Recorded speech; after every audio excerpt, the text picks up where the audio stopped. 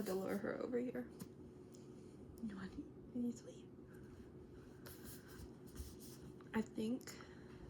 Ooh.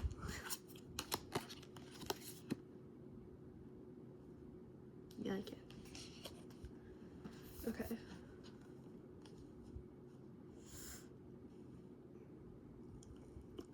I'm not 100% sure where I left off, but I'm gonna assume it was right here. And if it wasn't, then that's too bad.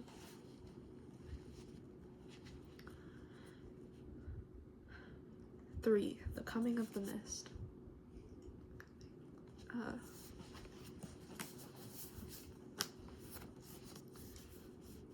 We worked our way back to the fruits and vegetables like salmon fighting their way upstream. I saw some familiar faces. My Catlin, one of our selectmen, Mrs. Repler from the grammar school. She who had terrified generations of third graders was currently sneering at the cantaloupes. Mrs. Turnman, who sometimes sat Billy when Steph and I were out. But mostly, they were summer people stocking up on no-cook items and joshing each other about roughing it. The cold cuts had been picked over as thoroughly as the dime book tray at a rummage sale. There was nothing left but a few packages of bologna, some macaroni loaf, and one lonely phallic kielbasa sausage. I got tomatoes, cukes, and a jar of mayonnaise. She wanted bacon, but all the bacon was gone. I picked up some of the bologna as a substitute, although I've never been able to eat this stuff with any real enthusiasm since the FDA reported that each package contained a small amount of insect filth, a little something extra for your money. Delicious. Oh my god.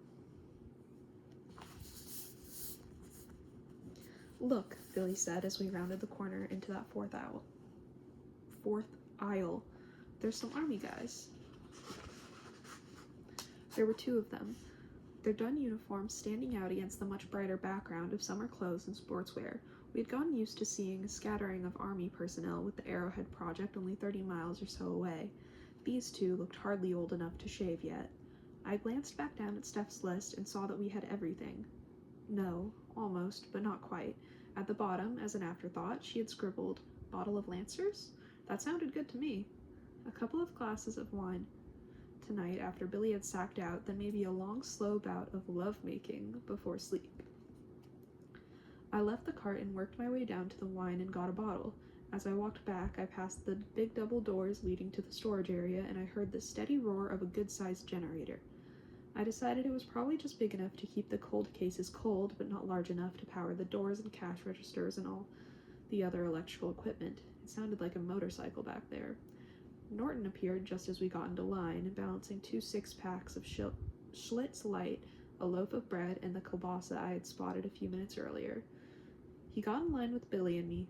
It seemed very warm in the market with the air conditioning off, and I wondered why none of the stock boys had at least chalked the doors open. I had seen Buddy Eagleton in his red apron 2 aisles back, doing nothing and piling it up. The generator roared monotonously. I had the beginnings of a headache. "Put your stuff in here before you drop something," I said. "Thanks." The lines were up past the frozen food now. People had to cut through to get what they wanted, and there was much excuse meing and pardon meing. This is going to be a little... I'm not saying that, Norton said morosely, and I frowned a little. That sort of language is rougher than I'd like Billy to hear. The generator's roar muted a little as the line shuffled forward. Norton and I made a desultory,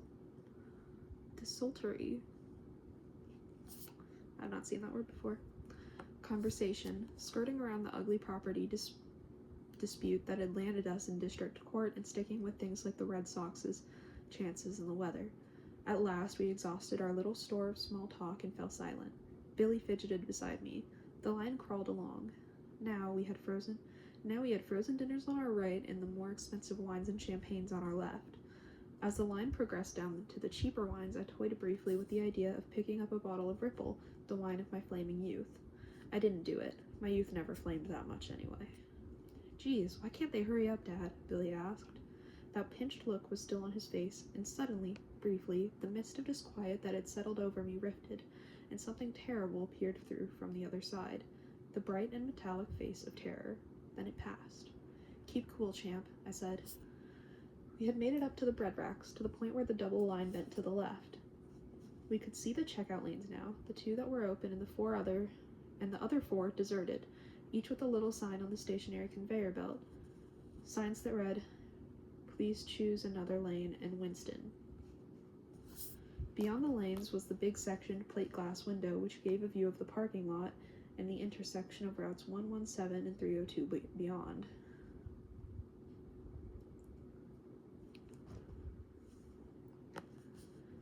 The view was partially obscured by the white paperbacks of signs advertising current specials and the latest giveaways, which happened to be a set of books called the Mother Nature Encyclopedia. We were in the line that would eventually lead us to the checkout where Bud Brown was standing. There were still maybe 30 people in front of us. The easiest one to pick out was Miss Carmody in her blazing yellow pantsuit. She looked like an advertisement for yellow fever. Suddenly, a shrieking noise began in the distance. It quickly built up in volume and resolved itself into the crazy warble of a police siren. A horn blared at the intersection, and there was a shriek of brakes and burning rubber. I couldn't see, the angle was all wrong, but the siren reached its loudest as it approached the market and then began to fade as the police car went past. A few people broke out of line to look, but not many. They had waited too long to chance losing their places. Norton went. His stuff was tucked into my cart. After a few moments, he came back and got into line again. "Local fuzz," he said. Then the town fire whistle began to wail, slowly cranking up to a shriek of its own, falling off, then rising again. Billy grabbed my hand and clutched it. "What is it, Daddy?" he asked, and then immediately, "Is Mommy all right?" "Must be a fire on the Kansas road," Norton said. "Those damned live lines from the storm. The fire trucks will go through in a minute." That gave my disquiet something to crystallize on. There were live lines down in our yard. Bud Brown had said something to the checker he was supervising. She had been craning around to see what was happening. She flushed and began to run her calculator again. I didn't want to be in this line. All of a sudden, I very badly didn't want to be in it, but it was moving again, and it seemed foolish to leave now. We had gotten down by the cartons of cigarettes. Someone pushed through the inn door, some teenager. I think it was the kid we almost hit coming in. The one on the Yamaha with no helmet.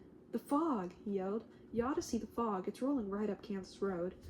People looked around at him. He was panting as if he had run a long distance. Nobody said anything. "Well, you ought to see it," he repeated, sounding defensive this time. People eyed him, and some of them shuffled, but no one wanted to lose his or her place in line. The few people who hadn't reached the lines yet left their carts and strolled through the empty checkout lines to see if they could see what he was talking about.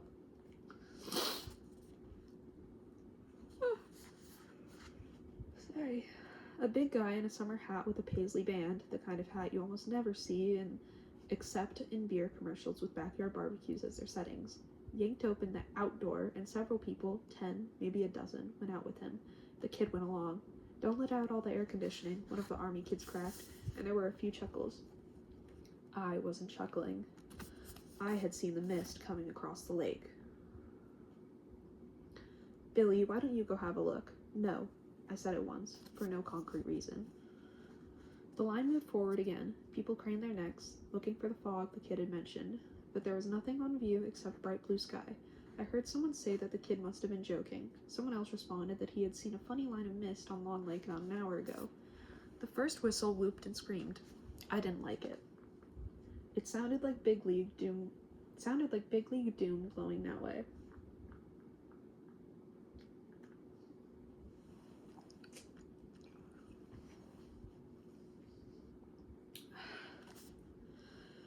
More people went out. A few even left their places in line, which speeded up the proceedings a bit. Then, grizzled old John Lee Froven, who works as a mechanic at the Texaco station, came ducking in and yelled, "Hey, anybody got a camera?" He looked around, then ducked back out again. That caused something of a rush. If it was worth taking a picture of, it was worth seeing it. Suddenly, Miss Carmody cried in her rusty but powerful old voice, "Don't go out there!" People turned around to look at her. The orderly shape of the lines had grown fuzzy as people left to get a look at the mist, or as they drew away from Miss Carmody. from Mrs. Carmody, or as they milled around seeking out their friends. A pretty young woman in a cranberry-colored sweatshirt and dark green slacks was looking at Mrs. Carmody in a thoughtful, evaluating way. A few opportunists were taking advantage of whatever the situation was to move up a couple of places. The checker beside Bud Brown looked over her shoulder again, and Brown tapped her shoulder with a long finger. "Keep your mind on what you're doing, Sally." "Don't go out there," Mrs. Carmody yelled. "It's death. I feel that it's death out there." Bud and Ollie Weeks, who both knew her, just looked impatient and irritated. But any summer people around her stepped smartly away, never minding their place in line. The Bagleys in the big cities seemed to have the same effect on people. Oh my god. As if they were carriers of some contagious disease. Who knows? Maybe they are. Things began to happen at an accelerating, confusing pace then. A man staggered into the market, shoving the inn door open. His nose was bleeding. "Something's in the fog," he screamed, and Billy shrank against me. Whether because of the man's bloody nose or what he was saying, I don't know. Something in the fog took John Lee. He staggered back against a display of lawn food that's stacked by the window and sat down there. "Something in the fog took John Lee, and I heard him screaming." The situation changed. Made nervous by the storm, by the police siren and the fire whistle, by the subtle dislocation of any power outage causes in the American psyche, and by the steadily mounting atmosphere of unease as things somehow changed. I don't know how to put it any better than that. People began to move in a body. They didn't bolt. If I told you that, I would be giving you the entirely wrong impression. It wasn't exactly a panic. They didn't run, or at least most of them didn't, but they went. Some of them just went to the big show window on the far side of the checkout lanes to look out. Others went out the indoor, still carrying their intended purchases. Bud Brown, harried and officious, began yelling, "Hey, you haven't paid for that. Hey, you come back here with those hot dog rolls." Someone laughed at him, a crazy yodeling sound that made other people smile. Even as they smiled, they looked bewildered, confused, and nervous. Then someone else laughed and Brown flushed. He grabbed a box of mushrooms away from a lady who was crowding past him to look out the window. The segments of glass were lined with people now. They were like the folks you see looking through loopholes into a building site, and the lady screamed, "Give me back my mushrooms!" No, she said, "Give me back my mushies." This bizarre term of affection caused two men standing nearby to break into crazy laughter, and there was something of the old English bedlam about all of it now. Mrs. Carmody trumpeted again not to go out there. The fire whistle whooped breathlessly. A strong old woman who had scared up a prowler in the house, and Billy burst into tears. "Daddy, what's that bloody man? Why is that bloody man?" "It's okay, Big Bill. It's his nose. He's okay." "What did he mean, something in the fog?" Norton asked. He was frowning ponderously, which was probably Norton's way of looking confused. "Daddy, I'm scared," Billy said through his tears. "Can we please go home?" Someone bumped past me roughly, jolting me off my feet, and I picked Billy up. I was getting scared too. The confusion was mounting. Sally, the checker by Bud Brown, started away, and he grabbed her back by the collar of her red smock. It ripped. She slap-clawed out at him, her face twisting. "Get your fucking hands off me," she screamed. "Oh, shut up, you little bitch," Brown said, but he sounded totally astounded.